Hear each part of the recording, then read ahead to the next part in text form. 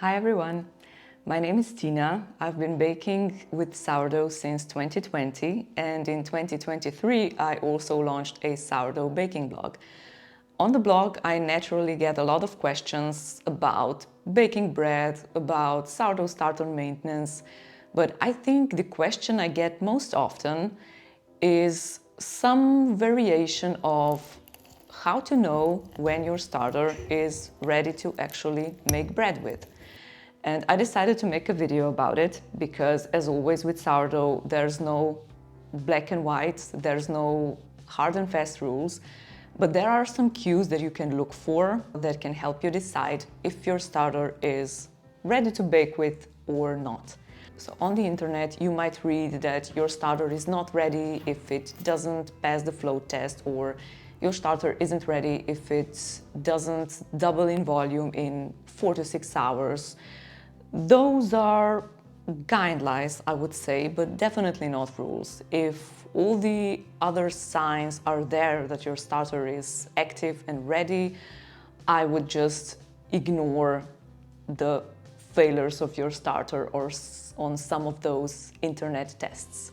But in this video, I will give you some cues that you can look for to help you decide if you can make bread with your starter.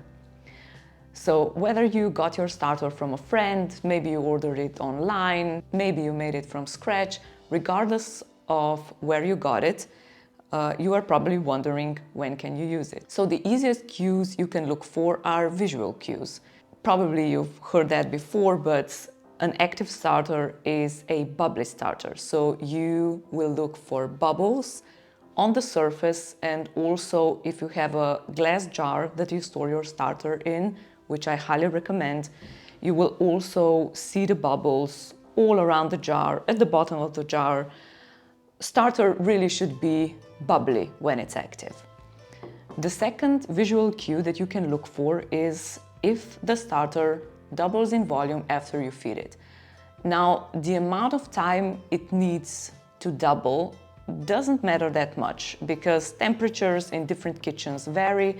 Maybe your kitchen is on the hotter side, maybe it's on the colder side, and temperature really affects fermentation rate. So don't watch the clock as much, just mark your mason jar or your sourdough starter jar with a rubber band and just see if the starter will double or even triple in volume after you feed it.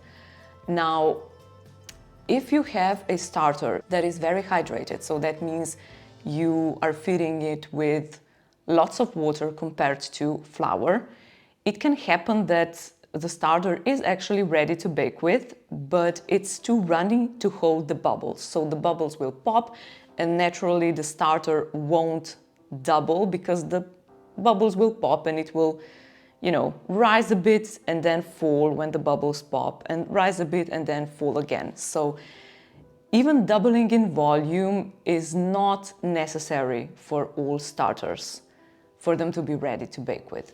But I think with most starters, we can say that they really should double in volume before they are ready to be used. So those are two visual cues you can look for. The next thing, and I rely on this very much because I often forget to put the rubber band around my mason jar, is the smell of your starter. So this is the starter that I fed last night, so it's almost 24 hours now since the last feeding. It has fallen and it smells very sour.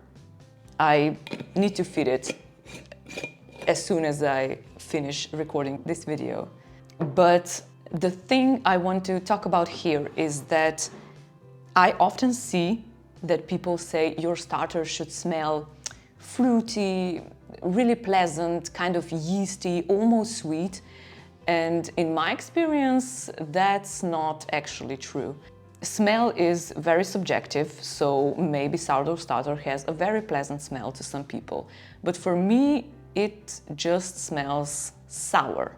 Not very, very sour. If it smells like very acidic, like acetone or alcohol, this is a sign that you need to feed it because the starter is probably very hungry. But if it just smells sour and a bit acidic, I think that's totally fine. If you've ever baked with yeast before, you know that yeasted dough has this really sweet, yeasty smell. But when you're baking with sourdough, you're not only using one strain of yeast, you're using a lot of different strains, and there's also bacteria that produce different kinds of acids. So it will smell a bit sour and a bit acidic. So don't be afraid if you smell it and it doesn't smell like yeasted bread or yeasted bread dough. It's supposed to smell a bit sour, so don't worry about that. The third cue is the float test, and I am not a fan of that test because it's not always right.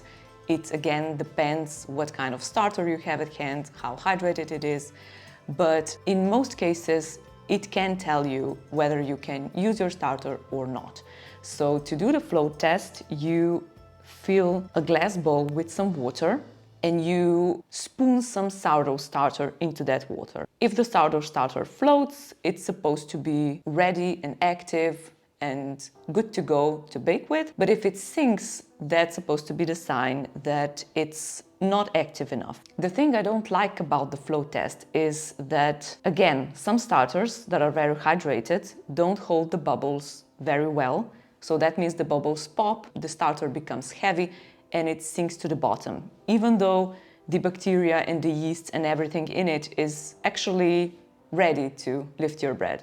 Take the test with a grain of salt, but if you have a starter that you feed with equal amounts of flour and water, and if you're using all-purpose flour or bread flour or any kind of wheat flour, your starter should float when you put it into the water. The thing I like about the float test is that you can kind of do it while you're making bread, because usually the recipe instructions for any kind of bread call for pouring some water into a bowl and then adding sourdough starter to it. And at this point you can actually see if the starter floats or if it sinks. So if your starter doubles after you feed it, if it's full of bubbles, if it passes the float test, you may be wondering, okay, but when exactly should I use it? Because the starter rises and then it stays there for a couple of hours, maybe a bit less, depends again on your temperature and how your starter is constructed, so what amounts of flour and water are you feeding it. But when is that ideal time to use it? And if you ask Google or ChatGPT or the majority of sourdough influencers probably, they will say that you have to use your starter when it's at its highest. I, again, don't agree with that 100%. You know, before it starts to fall down, you can't really know that it's at its highest. Some will say that if it's shaped like a dome, it means that it's still rising, and when it starts to collapse on itself a bit, that's the sign that it will fall soon.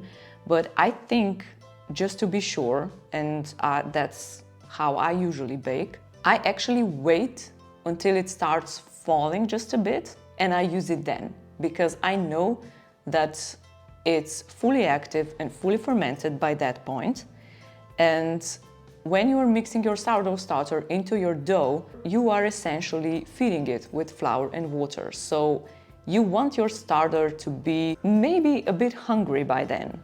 So that's why I say that if you don't want to look at the charts and measure the temperature of your room and, you know, do all these complicated steps to make sure that you are using it exactly at its peak, use it just past its peak, and I think that way the starter rises your bread even more efficiently.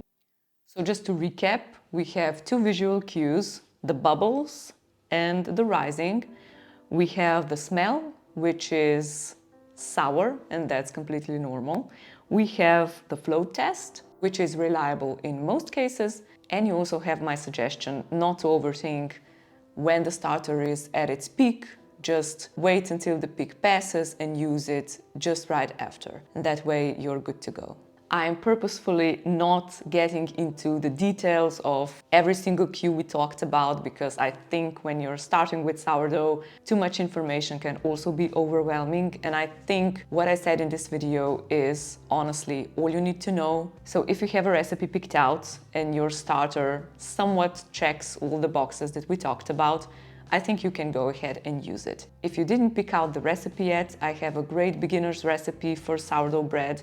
I also have a speedy version of a sourdough bread recipe here on my YouTube channel actually, so you can check that out if you're interested in a step-by-step process. And you know, if you're in doubt whether to use your starter or not, I'd say go for it. The worst that can happen is that your loaf will be a little flatter than you'd prefer, and the next one will probably be better. So sourdough, like everything, demands some practice, so you will only get better and better with time. You only need to practice. If you have any questions, please leave them in the comments below. I always like to hear back from you. I love to help, especially about all things sourdough, so don't hesitate to ask, and I'll see you in the next video. Bye!